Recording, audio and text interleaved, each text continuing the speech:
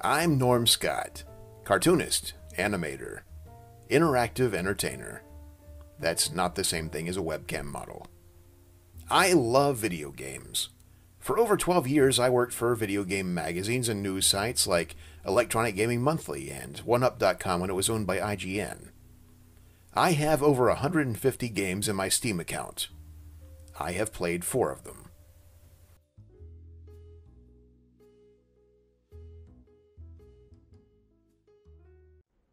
Hello, ladies and gentlemen, this is Norm Scott. This is Norman Von Scott's Let's Not Play, and today I am not playing Resident Evil 6. That is Resident Evil 6 from Capcom, part of my pile of shame for about 2 years now. And we're already in the action. We're following Leon Kennedy. And oh crap!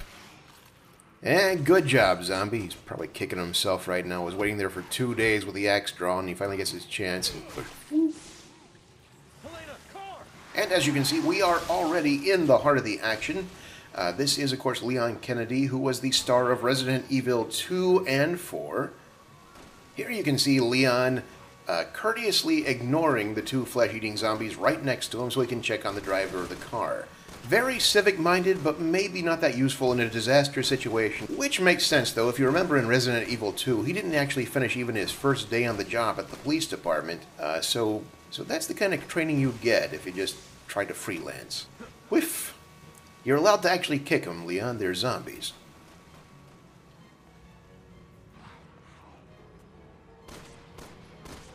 You know, it's easy to see why people like zombies so much. They're, as enemies. They're repulsive, they are horrifying in their way, but they're also really bad at their job. Like, you put a normal guy in a room against, say, Jason Voorhees or Freddy Krueger, and he'll be dead in a couple minutes. But a zombie, it's like being in a death match against a guy with severe cerebral palsy. Except they do eat people, so it's okay to brag about it afterwards. Random guy, I'm not questioning your survival skills, but what series of events caused you to get stuck under there? Seriously. You know, you can blame a lot of this on the zombie apocalypse, but the truth is a lot of these guys are just bad drivers. But that's why everybody likes them, because everybody secretly knows they're very easy to kill, but we all like to pretend like they're super intimidating, so that when we knock off their head with a tire iron or something, we'll still get kudos for it, like, you did a really big thing there, you know? It would be different if somebody actually called it like it was.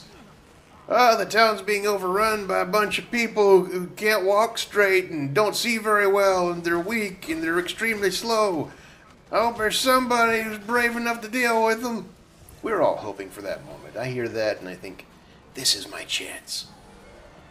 You don't see people that eager to tackle the menace when it's like a demon with scissors for arms who makes your head explode as soon as he looks at you.